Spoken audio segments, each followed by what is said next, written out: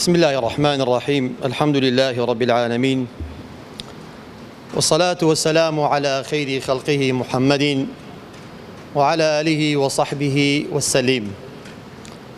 ربنا لا تزغ قلوبنا بعد إذ هديتنا وهب لنا من لدنك رحمة إنك أنت الوهاب. آمين. خواهی پاداشی برای بررس ما مصلحت بداتوا که تیشکشی کورتی خستسر کۆزکردنی پێغەمبەر صلی الله عليه و آله وسلم. خوشکان و برانی بەڕێز و خۆشەویست، السلام عليكم ورحمة الله وبركاته. وەڵامیش هەر لە مەسافەیەکی کورت تیشکێکی خێرا ئەخەمە سەر ئەو جانیبەی کە ڕۆڵی ئافرەتان چی بوو لەو کۆزکردنەی پێغەمبەر صلی الله تعالى عليه و آله وسلم. خۆی لە خۆیدا کۆچ گۆڕینی مەساری تاریخ بوو لە مێژووی موسڵمانان، دەستکەوتی زۆر بوو، بەرهەمێکی باشی بوو و لە زۆر جانبیشەوە بەڕاستی باسی لێوە کراوە، زۆر شتی باشی لەسەر ئەنجام دراوە. بەڵام بابزانین دایکان خوشکان لەو شۆڕشە گەورەیە چ مەوقیعێکیان داگیر کردبوو، ڕۆڵیان چ بوو، دەور و تەئسیریان چ بوو، ئایا گۆڕانکاری هەر بە پیاوان و کەڵە پیاوان ئەکرێت یاخود بە ئافرەتانیش ئەکرێت. کۆزکردن کە بڵێن لە شوێنێک لە بۆ شوێنێک بەس بەزار خۆشە، بەڵام بە عەمەل لۆ هەموو کەسێک ناخۆشە. بە کەسێک بڵێ کاکە وەرە لە سبێنێ بە وولایەوە سەفەرێک بکە بڕۆ هەولێر، بە پێیان بڕۆ، بە پێیان بڕۆ هەولێرێ. چی لێرە ئێستا لە خۆ ڕابینی بڵێ من سبەینێ ئەسمە هەولێرێ بە پێیان؟ ئیستیعدادی نییە. بەڵام ئەگە تەماشای کۆزکردن بکەین، یەکەمین کەس کە کۆچی کردبی لە ئافرەتان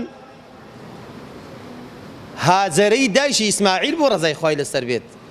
سەلامی خوا لەسەر ئیبراهیم و ئیسماعیل بێت، سەلامی خۆیان لەسەر بێت. بزانەوان لە چێندەر هاتنە چێندەر، لە فەڵەستین هاتنە مەکەی مکەڕەمە. یەکەمین کەس لە ئافرەتان کۆچی کردبیت هاجەرەی دایکی ئیسماعیل بووە. بەڵام چ کۆچکردنێک چۆن بەجێهێشت ئیبراهیم عەلەیهی سەلام، ئەوە حیکایەتەکەی قەسەسەکەی هەمووتان گوێبیستی بوون. و لە چێندەر بەجێهێشت کە بەجێهێشت ئەو شوێنە چۆن بوو، بەچە شێوازێک بوو. ئەگەر بێت و ئێستا ئەوە بیکەی بە فلیم و بە تەسویریکەی و پێشانی خەڵک دەی، ئەڵێ ئەوەدانە چ کەڵە ئینسانێک بووینە، بە تایبەت ئافرەت کە لۆ ئەو شتە خەڵق نەکرایە. بەڵام ئەگەر ئیمان سەسپا لە ناو ناخی ئینسان، منداڵێک بەقەدەیان پیا و تاقەت و توانا و غیرەت تێیدا دروست ئەبێت. ئەگەر ئیمان و عەقیدە و بیر و باوەڕ سەسپا لە ناخی هەر کەسێک، ئەگەر کەم ئەندامیش بیت، گەورەترین ناو تۆمار ئەکات و ئەگات بەلووتکە. ئەگە تەماشای هیجرەتی پێغەمبەر بکەین عەلەیهی سەڵات وەسەلام، با بینە پێشتر هێشتا بەر لەوەی کۆزکردن لە مەککەوە لۆ مەدینە دەست پێ بکات، دوو جار موسڵمانان کۆچیان کردیە لە مەککەوە لۆ حەبەشە. لەو کۆزکردنەش ئافرەتان تێیدا بەشدار بوون. جاری یەکەمین 14 کەس چووینە، لەو چواردانە چاریان ئافرەت بووینە. لە دوای ساڵی پێنجەمی بیعثەی پێغەمبەر صلی الله عليه وسلم کۆزکردنی یەکەمی حەبەشە دەستی پێکرد. لە دوای هەفتەمی ساڵی نبووەت کۆزکردنی دووەمی حەبەشە دەستی پێکرد. لە جاری یەکەمین کە 14 کەس بوون، 3 مانگ لەوێن دەرمانەوە. ئەزانن لە مەکە بڕۆی بچیە ئەثیوبیا، حەبەشەی ئەو کات، ئەثیوبیای ئێستا بە شێندەردا ئەڕۆن، ئەبی لە بەحری ئەحمەر بپەڕنەوە. ژن و ماڵ و منداڵ لە سەحرایەک دەڕێیکە بەرەو بەحری ئەحمەر بڕوات لەوێشەوە سواری سەفینە بن ئەبێت سەفینەیەک بێت کەشتیەک بێت چۆن پەڕی بنەوە ئەمانە هەموویەکە بچیەوە لە ماڵە فکر لێ بکەیەوە ئەوانە چۆن لە بەحری ئەحمەر پەڕینەوە کە بەحری ئەحمەر ئێستا بوویتە مرکزی تیزاری هەرچی سەفینە هەیە بێنە دێت و ئەچیت بڕۆ تەماشای کە و لە ئەلکترۆنیات سەیریکە بزانە چ بەحرێکە بزانە چەند گەورەیە ئەی باشە ئەوانە فکریان نەکردن یا رەسوول الله صلی الله علیه وسلم کوو پەڕینەوە لە بەحرێ ئەمە بەحرن لە پێش ئاخر لێ ئەڵێم جێرانەوەی کۆچ تەنها بەزار خۆشە بینە لانی کردداری هەمومان تێیدا دەستەوسانە بین و ڕائەوەستین ئەگە بڵێن کەسێک کاکە تۆ ئەوڕۆ کۆچ بکە لێرە بڕۆ هەولێر بە پێیانیش بڕۆ خەتەریاتی شەیە زاد و زەخیش لەگەڵ خۆت بەرە ماڵ و مندار لەگەڵ خۆت ببە لە ڕێگاش مەترسی هەیە ئەگەی ناگەی کابرا هەزاران فکرەکاتەوە بەر لەوەی سەفەر بکات بەڵام ئەوانە سەفەریان کرد لە سەفەری دووەمین لە بۆ حەبەشەی کە 83 کەس کۆچیان کرد لەوانەش دیسان مەجموعەش کە ئافرەتیدا بەشدار بوون کە نزیکەی 12 ساڵ لەوێمانەوە هەتا فەتحی خەیبەر ئەوانە نەگەڕانەوە بێنەوە مەکەی مکەڕەبە شوێنی باو و باپیران خاک و نیشتیمان بەجێیان هێش دۆست و ئەحباب ئەمانە کەم نین لێ خوای گەورە دەربارەی ئەوانە فەرمێت أعوذ بالله من الشيطان الرجيم والذين هاجروا في سبيل الله ثم قتلوا أو ماتوا ليرزقنهم الله رزقا حسنا وإن الله لهو خير الرازقين ليدخلنهم مدخلا أو مدخلا هردو الرواياتنا ليدخلنهم مدخلا كريما ليدخلنهم مدخلا يرضونه وإن الله لعليم حليم أو آيات بس كإنسان والله هان بدات لبو كوس كردن لبيناو خوا أو آيات مجديشي زور قوري تدابو لأوكتاني كوتيان كرد أوانيان لبرتساوبو أو دسكوتانيان لبرتساوبون مدخل ك ليدخلنهم مدخلا يرضونه كخواي قوري ليرة مجديان بيداد دتان خمس شوينك لشوينك داخلتان أكم كبهشتا يرضونه همو تان بي رأزم بو باشتي كخواي قوري بو كساني دايا أمن هر ئاماژە بە هەندێک لەو ئافرەتانە ئەکەم کە ڕۆڵیان بینیە لە کۆچکردنی پێغەمبەر صلی الله عليه و آله وسلم ئاسمای کچی ئەبوو بەکر ڕەزا و ڕەحمەتی خوای لەسەر بێت لەسەر خۆی و باو باپیر و دایک و هەمویانی ئەگە تەماشا بکەین دەوری چی بوو ئاسما لە حاڵەتێکدا کە دووژیان بوو لە مەکە تا دەچوو ئەو شوێن ئەو ئەشکەوتەی کە پێغەمبەر هەم تێیدا مابووە لەوێن دەر 3 میل دوورە هەر میلێک 1600 کیلۆیە یعنی کاتە چەند ئەکاتە 4800 کیلۆ ئەوە چوون ئەی هاتنەوەش بە سەحرایەکدا ئەڕوات بە ناوخۆڵ و بیابان و زەویەشی دڕکاوی بچیت و بێتەوە ئافرەتێک بچیت ئەرزاقیش بەریت خۆراشیش ببات دوو گیانیش بیت بە ناخۆشترین شوێندا بڕوات کە ئەو چەقەڵ و بەردە و دڕک و داڵی کە لە مەکە هەیە ئەوە غیرەت ئەیوێت غیرەتی ئەوێ کەسێک بتوانی بەو شێوەیە بزانی مەترسی لەسەرە بزانی بیگرن لێدن بزانی بیگرن ئەیکوژن تەعزیبی ئەدەن بەڵام خۆشویستنی خوا و خۆشویستنی پێغەمبەر صلی الله علیه و سلم خۆشویستن بۆ نەسرەتی ئەو دینەی وای لێ کرد بوو کە ئەو شتانە لە بەرچاو نەگریت عائیشەی دایکی ئیمانداران هەرچی ئیمامی ئەبوو بەکر لەسەر قسە نەکردنەوەی کە باوکی چێوە چووە زلەیەک ئەخوات بەدەستی ئەبوو جەهل کە گوارەکەی لە گوێی ئەپەڕیت زەلامێکی وەشی ئەبوو جەهل کە بەتوانا و تااقەت و قووەت بیت زلەیەک لە ئافرەتێک بدا و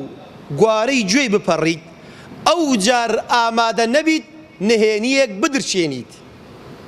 احتیفازی پێوە بکات ئەوە دینەوە لە ئینسانەکات ئەوە غیرەتە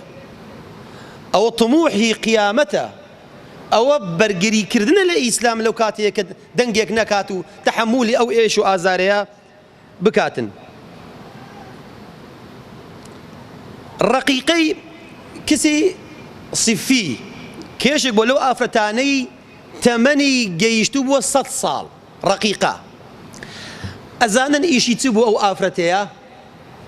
لە تەمەنی 100 ساڵیدا، دەڵێ لە ناو شاری مەکە بەو تەمەنەی خۆی ئەگەڕا ئەسووڕا بە ناو کۆڵانەکانی مەکەدا گوێی هەڵدەهێ خستن چ کەسێکەیە لە ناو شاری مەکە لە بازاڕی باز بکات پیلانێک دابنێن نەدژی پێغەمبەر صلی الله علیه و سلم شەوی ئەچوو خەبەرێدا پێغەمبەر یا رسول الله دوێنێ لە بازاڕی ئەو قسەیانە کرد فلان و فلان ئەوای ئەگوت. هەرچی ئەخباری هەبوو دەربارەی پێغەمبەر صلی الله عليه و آله وسلم کە مەترسیبی لەسەر ژیانیوی هەواڵەکانی کۆ کردەوە و شێوە ئەیگەیاندە پێغەمبەر صلی الله عليه و آله وسلم. ئافرەتێک لە تەمەنی 100 ساڵیدا. ئوم سەلەمە یەکەمین بۆ لەو ئافرەتانەی کە کۆچی کردێت لە مەکە و لە بۆ مەدینە. ئەسمائی کچی عومەیس، ئوم مەنیعی ئەنساری، نوسەیبەی کچی کەعب، هەموو ئەوانە ئەزانی ڕۆڵیان چ بوو لە هیزتکردنی پێغەمبەر صلی الله علیه وسلم. ئەوانە کە ئافرەتانێک بوون لە شاری مەدینە بوون، ڕێیان خۆش کرد لەوەی کاتێک کە پێغەمبەر ئەگاتەوێن دەر عەلەیهی سەڵات وەسەلام دەعو بانگەوازیان تێدا کرد، خەڵکانێکیان ئامادە کرد پێشوازی لێ بکەن. ئەوانە ئافرەت بوون. ئەتوو ئەگە بچە شوێنێک کۆز بکەی لە شوێنێک لە بۆ شوێنێکی دیکە، ئەگەر لەو شوێنە کەس نەبی پێشوازی لێ بکات لەوانە تووشی شکست ببی. ئەگەر لەوێندەش ڕێ خۆش کرابێت کەسانێک زەمینە سازیان کردبیت پێشوازی لە کەسێک بکەن کە دێتە خاکێشی تر، ئەی ئەوەش سەرکەوتنی ئەو هیزرەتە نەبووە کە ئەوەش خوشکان و دایکان دەستیان هەبووە لەو کۆچەی پێغەمبەر صلی الله عليه و آله وسلم.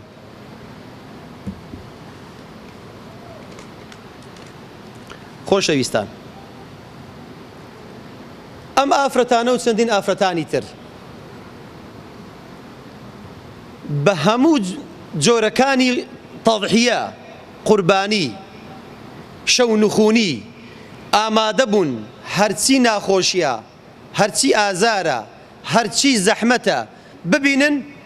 بەڵام ئەو پەیامە و ئەو دەعوەی کە پێغەمبەر صلی الله عليه و آله وسلم هێناویەتی سەر بگریت. ئەگەر ئەمە یەک مقارنە بکەین لە بینی خۆمان لەگەڵ ئەوان،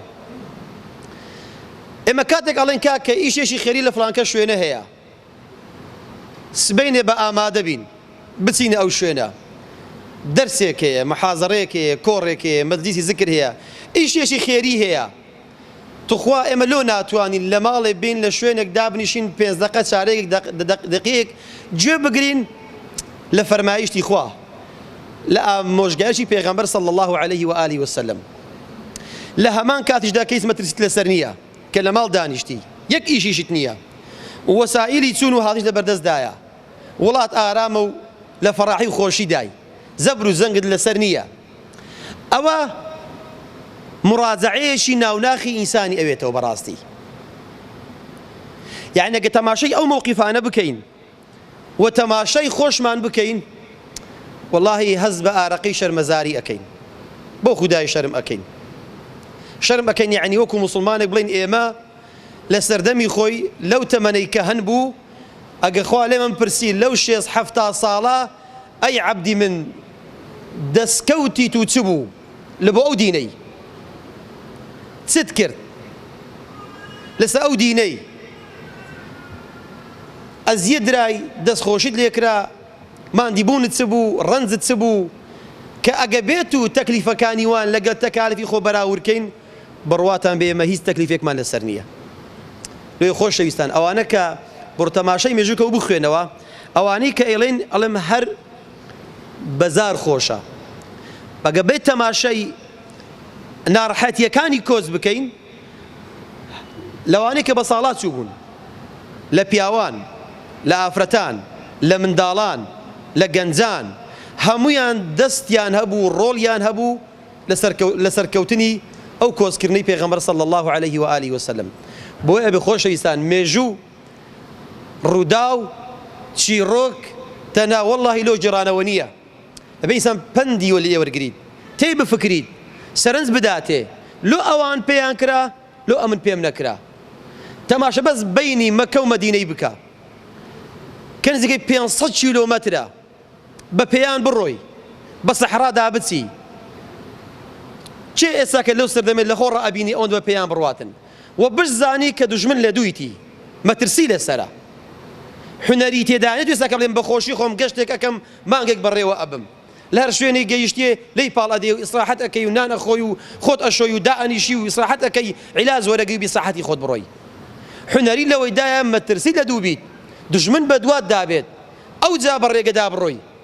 چەک و سلاحی تەواو توێ نەبیت 2 نەفەر بن یان 11 نەفەر بن یان بڵێن 80 نەفەر بیت و کۆوانە کە کۆچیان کرد کە چەک و سلاحیان وێ نەبوو کە دیفاع لە خۆیان بکەن. ئەو جا ئەوانی کە کۆچیشیان کرد هەر لەوێدا نەنیشتن ئەزانی ئەوانی کە چوونە حەبەشە چیان کرد ئەو 83 نەفەرە چیان کرد لەوێن دەر گۆڕانکاریان دروست کرد دەعو و بانگەوازیان کرد لە ناو میلەتێک کە موسڵمان نەبوون نەچون لەوێن دەردا بنیشن. ئەگەرمە بەس ئەوی بەراوردکەین ئەوان لەوێن دەرچ دەعوەیان کرد ئێمە ئێستا کە لەو ژیانەدا دەعو و بانگەوازی ئێمە چییە؟ کەواتە خۆشەویستان ئەوانە دەستکەوتی زێڕینن ئێمە شانازیان پێوە ئەکەین وەڵڵی پێوە سەربەرزین لە هەر شوێنێک باسی شۆڕشی موسڵمانان ئەکرێت موسڵمانی پێی سەربەرز بیت فەخری پێوە بکات شەرممان پێ نەبیت. بەڵێ پێغەمبەر صلی الله علیه و سلم دەستی دایە چەک بەرگری لە خۆ کرد بە شانازیشەوە زوڵم مستەمی پێڕاماڵی کیانێشی دروست کرد ئیسراحەتی دایە موسڵمانان کۆچکردن بەر لەوەی عیبادەت بیت بەرگریکردن بوو لە ژیانی مرۆڤەکان ڕزگارکردنی فەقیر و هەژارەکان بوو ڕزگارکردنی کۆیلەکان بوو لە دەستی زاڵمەکان کەواتە کۆچ هەتا ڕۆژی دوایی بەردەوام ببیت. خوای گەورە عاقیبەتی هەمولایەکمان خێر بکات و خوای گەورە لە فەزل و گەورەی ئەو پیاوە بەڕێزانە بێ بەشمان نەکات و هیوادارم ئەم جۆرە حەدەس و ڕووداوانەی کە هەن بە درێژایی مێژووی موسڵمانان کە دروست ئەبن و بەردەوام ئەبن ئێستاش کە هەیە بیکاتە دەرس و پند و وانەیەک و بۆ خۆم و بێ ئەوەی بەڕز و خۆشەویست وسلام علیکم ورحمة الله وبركاته.